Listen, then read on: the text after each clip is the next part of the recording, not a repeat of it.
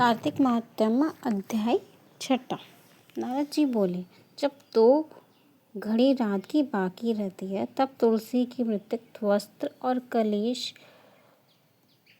कलश लेकर जलाशय पर जाए। कार्तिक में जहाँ कहीं भी प्रत्येक जलाशय के जल में स्नान करना चाहिए।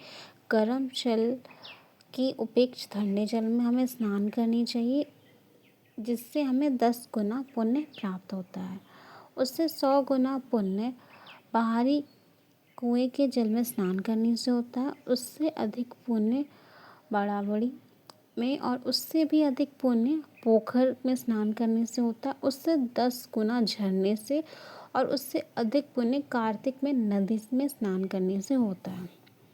उससे भी 10 गुना पुण्य वह होता है जो नदी में के संगम पे हो। यदि 3 नदियाँ का संगम हो तब तो पुण्य की कोई सीमा ही नहीं है। स्नान से पहले भगवान विष्णु का ध्यान करें और सार्थक संकल्प करनी चाहिए। फिर तीर्थ में उपस्थित देवताओं को अर्घ्य देना चाहिए, आचमन आदि देना चाहिए। मंत्र का इस प्रकार उच्चारण करना चाहिए। हे कमलनाथ, आपको नमस्कार है। हे जलाशय भगवान, आपको प्रणाम है। हे ऋषिकेश, आपको नमस्कार है। मेरा अर्घ्य आप ग्रहण करें। वैकुंठ प्रत्येक तथा ब्रह्मोत्कच में जहाँ कहीं भी विष्णु गए हैं, वह उन्हें तीनों प्रकार से अपना पांव रखा था। वहाँ पर ऋषि वेद यज्ञ सहित सभी देवता मेरी रक्षा करते रहे। हे जर्दन, हे दामोदर, हे देवाश, आपको प्रसन्न करने हेतु मैं कार्तिक मास में विधि पूर्वक ब्रह्म मुहूर्त में स्नान कर रहा हूँ। आपकी कृपा से मेरी सभी पापों का नाश हो। हे प्रभु, कार्तिक माह में व्रत करने से तथा विधि पूर्वक स्नान करने वाले में अर्घ्य देता हूँ। मैं आपसे राधिका सहित ग्रहण करें। आप मुझे राधिका के सहित ग्रहण करें। हे कृष्ण, हे बलशाली राक्षसों का संहार करने वाले भगवान, हे पापियों का नाश करने वाले, कार्तिक मास में मैं प्रतिदिन दिए हुए मेरे इस अर्घ्य को कार्तिक स्नान का व्रत करने का फल मुझे प्राप्त हो, ऐसी मैं आपसे प्रार्थना करता हूँ।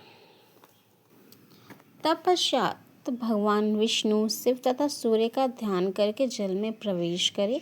नाभि के बराबर जल में खड़े होकर विधि पूर्वक स्नान करना चाहिए।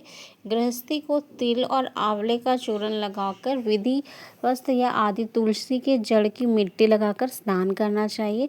सप्तमी, अमावस्या, नवमी, त्रयोदशी, द्वादशी, दशमी आदि को आंवला तिल से स्नान करना वर्जित है। स्नान करते हुए निम्न शब्दों का उच्चारण करना चाहिए, जिससे भगवत भाव से भगवान देवताओं के कार्य में तीनों प्रकार का रूप धारण किया था, वही पापों का नाश करने वाले भगवान विष्णु की कृपा मुझ पर पवित्र बनाए। जो भगवान विष्णु की आज्ञा से कार्तिक व्रत करता है, उसे इंद्र सभी देवता रक्षा करने के लिए स्वयं प्रकट रहते हैं। बीज रहस्य तथा यज्ञों सहित वेदों का मंत्र कश्यप आदि ऋषि इत्यादि देवता मुझे पवित्र रखे। आदित्य, आप सभी नारियां यज्ञ, सिद्धि, स्पर्श और संपत्ति सेवा तीनों लोक पहाड़ मुझे पवित्र करें। इस प्रकार कहकर स्नान करने के बाद मनुष्य को हाथ में पवित्र धारण करते हुए देव, ऋषि, मनुष्य तथा पितरों का विधि पूर्वक तर्पण करना चाहिए। तर्पण करते समय जितने भी तिल रहते हैं, उन्हें वर्ष पश्चात वृत्ति प्रत्येक स्वर्ग में वास करते हैं। उसके बाद व्रतित को जल से निकलकर शुद्ध वस्त्र धारण करने चाहिए। सभी तीर्थों के सारे कार्य निवृत्त होकर स्मरण करते हुए भक्ति पूर्वक सावधान होकर चंदन, फूल और फलों के साथ भगवान विष्णु को अर्घ्य देना चाहिए। अतः मंत्र का इस प्रकार उच्चारण करना चाहिए।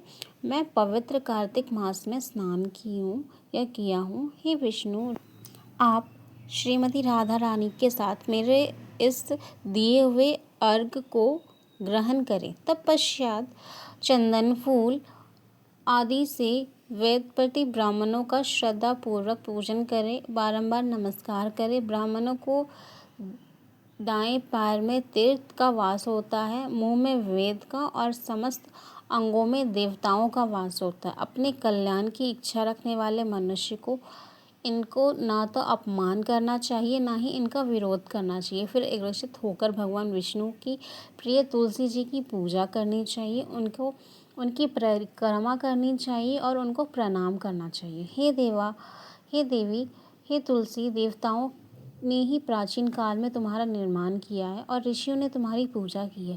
विष्णु प्रिय तुलसी, आपको नमस्कार है, आप मेरे समस्त पापों को नष्ट करो। इस प्रकार जो मनुष्य भक्तिपूर्वक कार्तिक व्रत का अनुष्ठान करता है, वह संसार के सुखों को भोगकर अंत में मोक्ष को प्राप्त होता है।